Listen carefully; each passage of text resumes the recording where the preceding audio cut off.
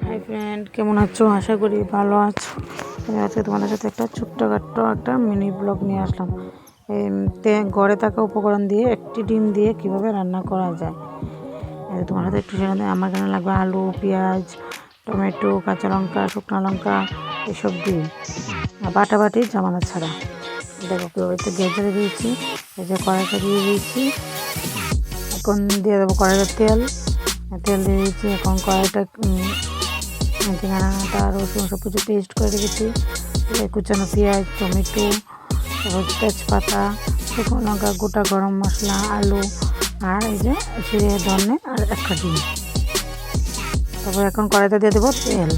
যে তেলটা দিয়ে দিচ্ছি, এই দেখো তেল গরম হচ্ছে। তেলটা গরম হচ্ছে, গরম হলে এবার দিয়ে দেবো একটা শুকনো লঙ্কা, তেজপাতা, গোটা গরম মশলা দিয়ে একটু ভাজা করবো। এই দেখো, তারপরে দিয়ে দেবো কুচানো পেঁয়াজ। তারপরে দিয়ে দেবো একে একে সবগুলো মশলা। একটু দেখতে থাকো তোমরা রান্নাটা।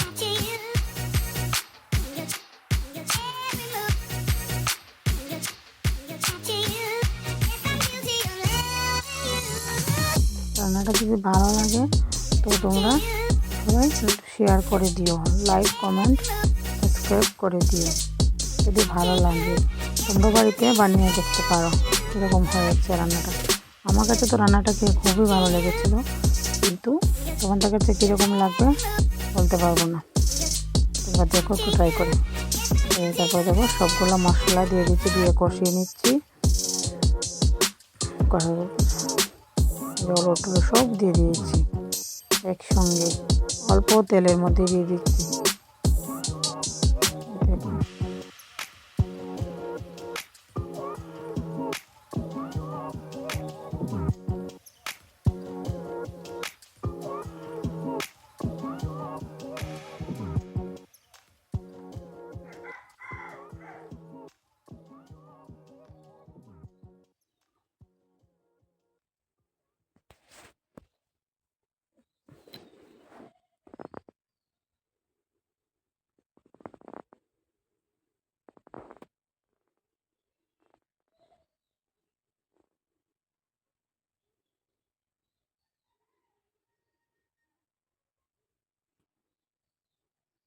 এখন দিয়ে দেবো টমেটোটি একটু ভাজা করে তারপর দিয়ে দেবো কেটে রাখা আলুগুলা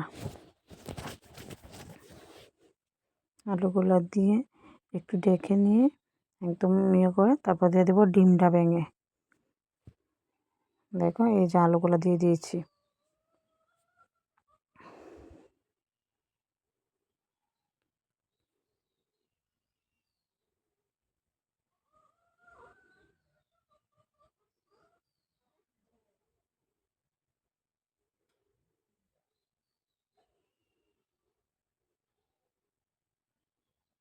ভিডিওটা একটু সুন্দর হয়েছে না, কারণ এক হাতে মোবাইল ধরে নিচ্ছি তো আর এক হাতে দিচ্ছি, তাই একটু অন্যরকম একটু ভিডিও। তোমরা একটু করে নিও, ভুল ত্রুটি হলে একটু ক্ষমা করে দিও। একটু লেগে গিয়েছিলো তরকারিটা, না লাগলে কালারটা খুব সুন্দর আসতো। এবার দিয়ে দেবো একটু ঝোল, আলুটা সিদ্ধ হওয়ার জন্য পরিমাণ মতো একটু জল দিয়ে দিচ্ছি। দিয়ে এখন আলুটা সিদ্ধ হবে, একদম কষানো হবে কিন্তু এটা কিন্তু যতটা ঝোল আছে পুরোটা ঝোল শুকিয়ে নেব এটা। তারপরে আমার মা গিয়েছিলো সত্যনারায়ণ পুজোতে, তারপরে আমার জন্য এনেছিলো খিচুড়ি, সিন্নি প্রসাদ, আর আমার হাজব্যান্ডের জন্য বেড়ে দিয়েছি ভাত আর ওই যে তরকারিটা, এই যে ভাত, তরকারি, স্যালাড। ঠিক আছে, চলো টাটা, বাই।